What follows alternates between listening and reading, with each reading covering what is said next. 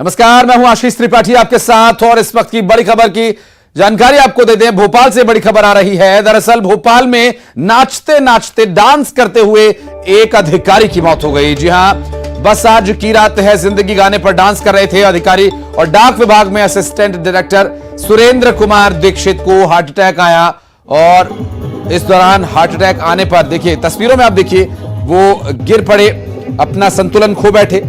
Dance कर रहे थे और डांस करते करते अचानक उनका संतुलन बिगड़ा और वो गिरे। बाद में इस पूरे मामले पर जानकारी मिली कि उन्हें हार्ट अटैक आया था। असिस्टेंट डायरेक्टर सुरेंद्र कुमार दीक्षित के हार्ट अटैक का यह मामला दरअसल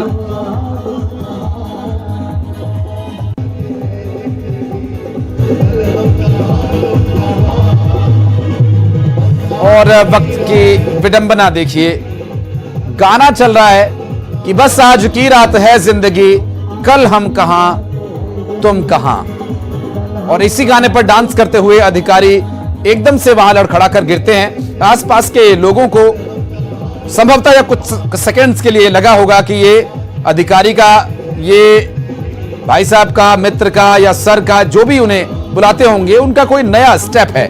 लेकिन मौत एक ऐसी दस्तक देती है जो वक्त का इंतजार नहीं करती और वक्त नहीं देती। दरअसल असिस्टेंट डायरेक्टर सुरेंद्र दीक्षित को अचानक डांस करते समय हार्ट अटैक आया और इस दौरान उनकी मौत हो गई। ये दरअसल भोपाल में एक कार्यक्रम चल रहा था और इस कार्यक्रम में अधिकारी पहुंचे हुए थे और यहां कई लोग इकट्ठा थे, उनके यार दोस्त सभी वहां मौजूद थे और सभी के साथ इस शाम को वो एंजॉय कर रहे थे। डांस करते करते अचानक उनका संतुलन बिगड़ा। दरअसल उस दौरान उन्हें हार्ट अटैक आया और वो लड़खड़ा कर जमीन पर गिर गए और इसके बाद उन्हें जब हॉस्पिटल ले जाया गया तब तक उनकी मौत हो चुकी थी। एक बार वो तस्वीर हम पूरी एम्बियंस के साथ आपको दिखाते हैं और क्या वहां पर माहौल था वो भी आप समझने की कोशिश कीजिएगा।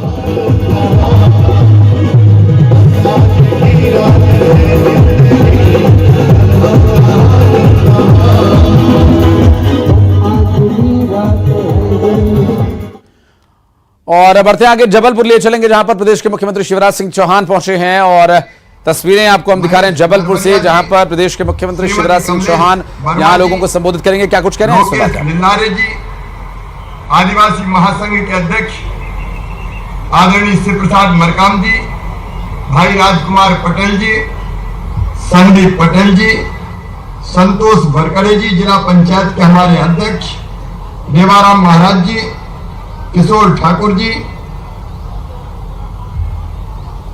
मंच पर विराजमान और नीचे बैठे हुए हमारे सभी वरिष्ठगण, मेरी बहनों, मेरे भाइयों और भांजे भांजियों, दोनों हाथ जोड़ के आप सबको प्रणाम, आप सबको नमस्कार। सबसे पहले हम सब आदर और श्रद्धा सहित ऐसी वीरांगना जिन्होंने भारत की आजादी के लिए, अंग्रेजों से इस क्षेत्र को मुक्त करने के लिए अपने अस्तित्व की संपूर्ण क्षमता झोंक कर अंग्रेजों से युद्ध किया और रानी ने अपना सर्वोच्च बलिदान दिया। ऐसी रानी मां के चरणों में श्रद्धा सहित हम नमन करते हैं, प्रणाम करते हैं। पूजे न गए शहीद, पूजे न गए शहीद तो फ्री है। मंत्र कौन अपनाएगा, तोपों के आगे कौन अकड़, छातियां अपनी अड़ाएगा, चूमेगा फंदे कौन, गोलियां कौन बख्श पे खाएगा। पूजे न गए ये वीर तो फिर ये बीज कहां से आएगा, धरती को मां कहकर माटी माथे से कौन लगाएगा। इन्होंने सब कुछ न्योछावर कर दिया देश की आजादी के लिए। 1857 का वो स्वातंत्र समर जिसमें रानी ने आह्वान किया था कि अंग्रेजों से युद्ध करो या फिर चूड़ी पहन लो, उनके आह्वान पर इस क्षेत्र के अनेकों क्रांतिकारी, राजा, जागीरदार, अनेकों क्रांतिकारी इकट्ठे हुए थे। और मुझे खुशी है कि वही दौर है जब राजा रघुनाथ शाह जी, शंकर शाह जी, एक नहीं अनेकों वीरों ने, क्रांतिकारियों ने, राजाओं ने अंग्रेजों को यहां से भगाने का फैसला किया था। 1857 के प्रथम स्वतंत्रता समर में इस क्षेत्र में भी क्रांति की ज्वालाएं धधकी थी और रानी ने जो क्रांति के लिए प्रयास किए थे, उन प्रयासों में राजा रघुनाथ साहब, शंकर साहब तो थे ही, लेकिन हीरापुर के मेहरबान सिंह जी, विजय राघवगढ़ के सरजू प्रसाद जी, सुहागपुर के गरुड़ सिंह जी, ऐसे अनेकों क्रांतिकारी और राजा उसमें सम्मिलित हुए थे। हम सब जानते हैं राजा रघुनाथ साहब जी, शंकर साहब जी को 18 सितंबर 1857 में तोप के मुंह से बांध के उड़ा दिया गया था और उसके बाद इस पूरे क्षेत्र में क्रांति की कमान, क्रांति की बागडोर रानी अवंतीबाई जी ने संभाली थी। उन्होंने अपने हाथ में ली थी। उनके आदेश पर रामगढ़ के सेनापति ने भुआ बिछिया थाने पर आक्रमण किया था, जिससे सिपाही थाना छोड़कर भाग गए थे और क्रांतिकारियों ने थाने पर अधिकार कर लिया था और घुघरू पर चढ़ाई करके उसको भी अंग्रेजों से मुक्त कर लिया।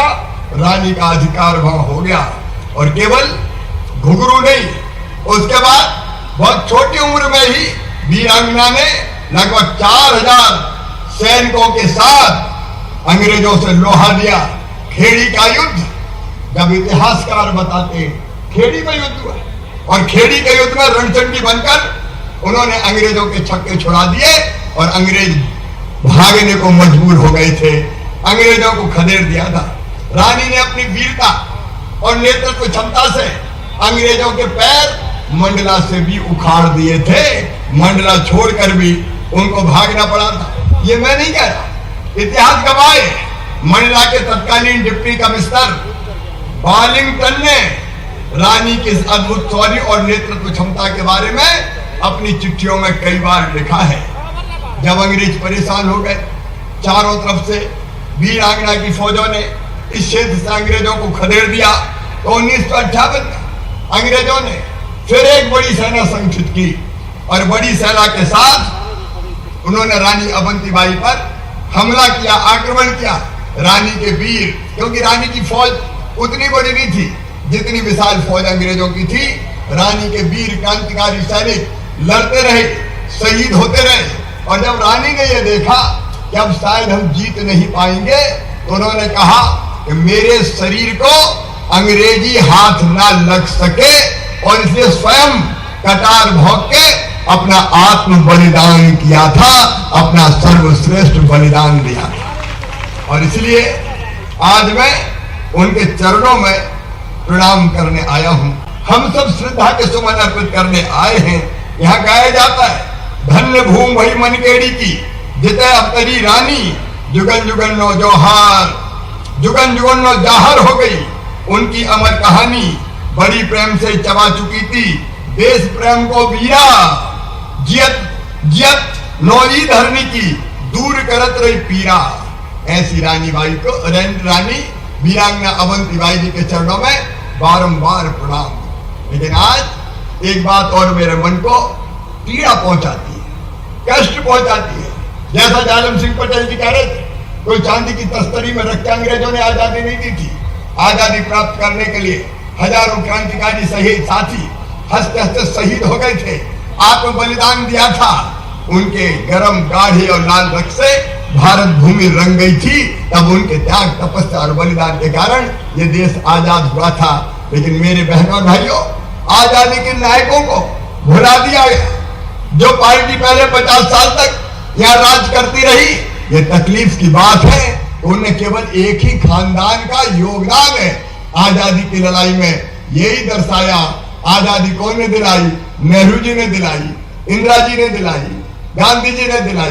गांधी जी के योगदान को मैं स्वीकार नहीं करता, उनको तो मैं प्रणाम करता हूं। लेकिन हम भूल गए राजा रघुनाथ साहब को, शंकर साहब को, वीरांगना रानी अवंतीबाई को हम भूल गए, बादल भोई को हम भूल गए, टंटा मामा को, भीमा नायक को, महारानी लक्ष्मीबाई को, तात्या टोपे को, नाना साहब पेशवा को, वासुदेव बलवंत फड़के को, लाला हरदयाल को, ऊधम सिंह अमर क्रांतिकारी को हम भूल गए, खुदीराम बोस को हम भूल गए, हमारी अमर वीरांगनाएं दुर्गा भाभी को हम भूल गए, सुखदेव को हम भूल गए, राजगुरु को हम भूल गए, शहीद आजम सरदार भगत सिंह को हम भूल गए, चंद्रशेखर आजाद को हम भूल गए, नेताजी सुभाष चंद्र बोस को, और भूल गए उस समय स्वतंत्र वीर सावरकर को। अरे हम रानी अवंतीबाई को भूल गए, उनकी समाधि पे एक दिया भी नहीं, जिनके लहू से मिली थी आजादी वतन और जगमगा रहे थे मकबरे उनके, जो बेचा करते थे शहीदों के कफन। इनको याद ही नहीं थी।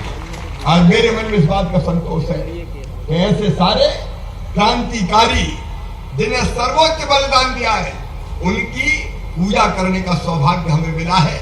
मैं प्रधानमंत्री नरेंद्र मोदी जी को भी हृदय से धन्यवाद दूंगा। कैसे सारे शहीदों के अब स्मारक बनाए जा रहे हैं। मध्य प्रदेश में भी हमने ऐसे सारे शहीद, हमारे वीर, हमारे क्रांतिकारी, उनके स्मारक भी बना रहे हैं। चाहे वो राजा रघुनाथ शाह हो, शंकर शाह हो, चाहे वीरांगना महारानी अवंतीबाई हो, चाहे कंटा मामा हो, चाहे भीमा नायक हो, चाहे बिरसा भगवान हो, अब सबके स्मारक बनाए जा रहे हैं। और मुझे कहते हुए प्रसन्नता है, आज आपने महाविद्यालय का नाम राजा रघुनाथ शाह शंकर शाह के नाम पर रखने की बात कही। छिंदवाड़ा यूनिवर्सिटी का नाम हमने राजा रघुनाथ शाह शंकर शाह के नाम पर रखने का काम किया है। मित्रों, इसलिए अगर ये बात आती है कि शहीदों की अमर गाथाएं आने वाली पीढ़ियों तक जाना चाहिए, तो मैं तो स्वयं मैं अमर शहीदों का चारण, उनके जस गाया करता हूँ। जो कर्ज राष्ट्र ने खाया है, मैं उसे चुकाया करता हूँ। ये हमारा पवित्र कर्तव्य है। और इसलिए ये जो स्थान है, यहाँ पर वीरांगना रानी जी की प्रतिमा लगाने का सौभाग्य पुरानी सरकारों को नहीं मिला तो भारतीय जनता पार्टी की सरकार को मिला। जगह जगह पर हम इस तरह के स्मारकों का निर्माण कर रहे हैं। और आज जब मैं यहाँ आया हूँ तो वीरांगना रानी अवंतीबाई की जन्मस्थली, ये मनकेड़ी गांव, ये तो अब हमारे रानी अवंतीबाई जो लोधी सागर परियोजना है उसमें डूब गया। लेकिन इस स्थान पर मनकेड़ी के पास मूर्ति से सटी हुई जमीन पर हम एक बढ़िया, मैं आपसे कहता हूँ अध्यक्ष जी, आप भी बैठे, इस क्षेत्र के सारे प्रमुख साथी बैठे, आप स्वयं कल्पना कीजिए, यहाँ रानी की वीर गाथाएं उकेरते हुए हम यहाँ स्मारक बनाने का काम करेंगे। प्रतिमा तो लगी है, लेकिन उसकी पूरी रूपरेखा बना के आसपास की जमीन एनबीडीए के पास है, उसमें से जितनी उपयुक्त जमीन होगी वो एनबीडीए से लेके यहाँ स्मारक और पार्क का निर्माण किया जाएगा।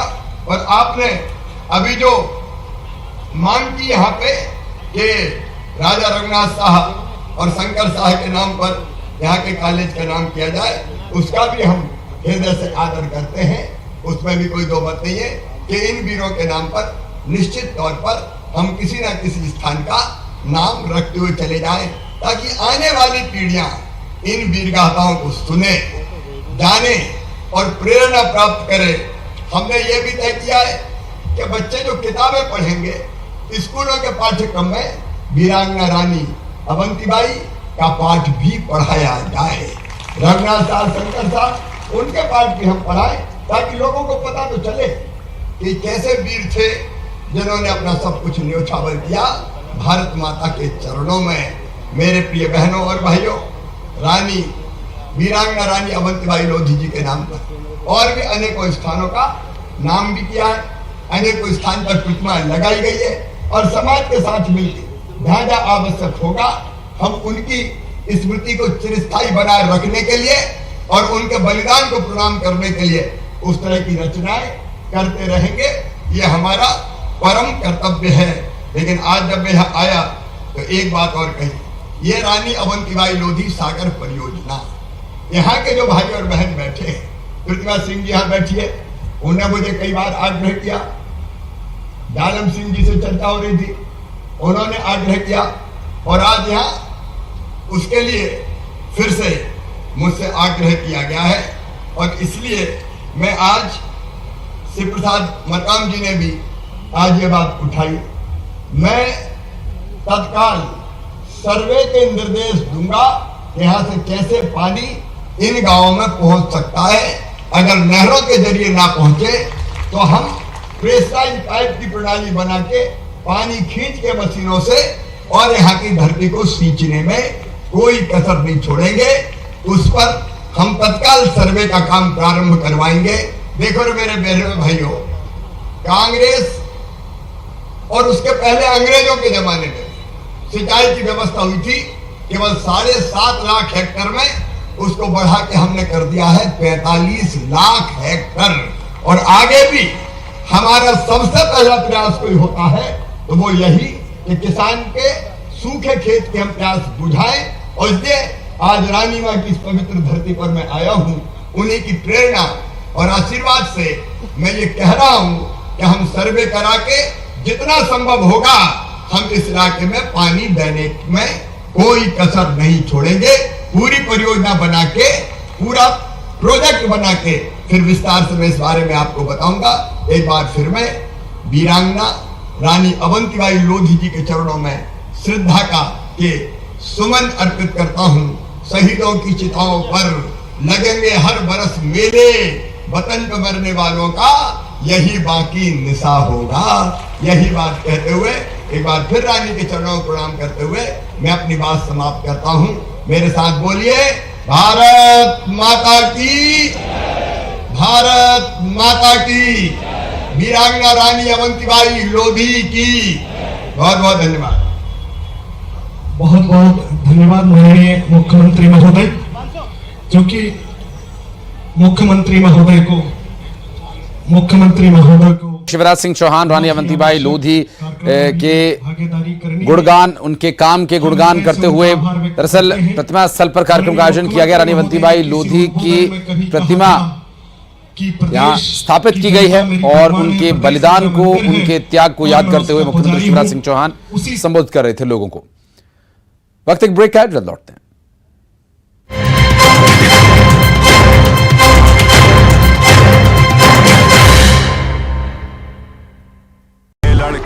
तेरा नाम क्या है, पूछे वाले पूछे तो बता तेरी पहचान क्या है। तेरा नाम गूंजेगा तो उठेगा एक तूफान, हिलेगी जमीन मचेगा घमासान। तेरा नाम गूंजेगा जब हर गली हर मकान देखेंगे फिर गेम तेरी। यह है शुरुआत